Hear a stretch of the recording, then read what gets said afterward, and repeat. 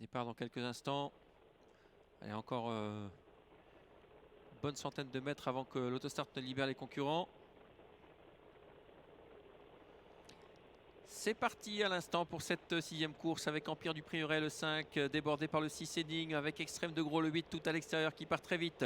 En quatrième position nous avons le 3 et Campion avec Dodi Duvivier également le 7 qui est très bien parti. Et Hitch King le favori qui est déjà dans le siège de Dodi Duvivier. Le 14 qui vient en 5-6e position, il y a du rythme, regardez le peloton est déjà très étiré, là c'est au galop. Là ce Daikiri Wood disparaît sur une faute et comme prévu, eh bien Dynamite du Carog le 10 ferme la marche. On va sortir du premier tournant.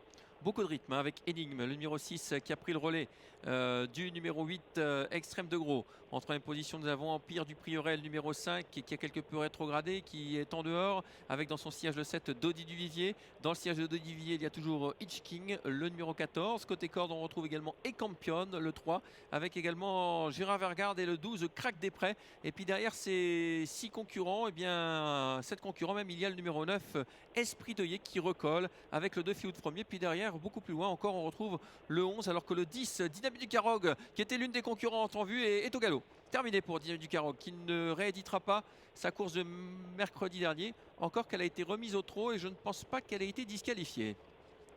Enfin, elle a perdu beaucoup de terrain tout de même. On va repasser dans les tribunes. Sous la conduite numéro 6, toujours Énigme qui durcit la course. Extrême Gros en deuxième position. Sur une troisième ligne, et Campion avec Empire du Prieuré. Un peu néo-vent, Empire du Prieuré. Suivi encore par le 12, Crac des Prés avec le 7, Dodi Duvivier. Dans le siège de Dodi Duvivier, il y a le 14, Hitch King. Avec également le numéro 9, Esprit Deuillet qui calque sa course sur Hitch King.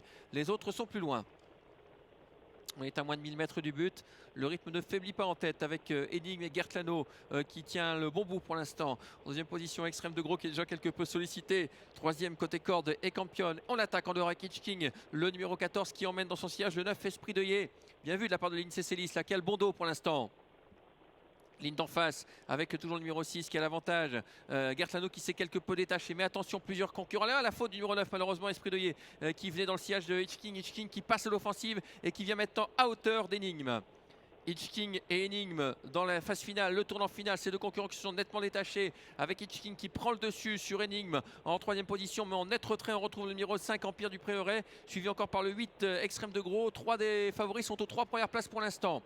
L'ultime droite dans quelques instants avec Hitch King qui est franchement sollicité. Énigme qui n'a pas dit son dernier mot côté corde. En retrait, on revient progressivement avec Empire du Prieuré. L'ultime droite avec Hitch King qui va connaître peut-être une fin de course difficile. Avec côté corde, Énigme qui n'a pas dit son dernier mot.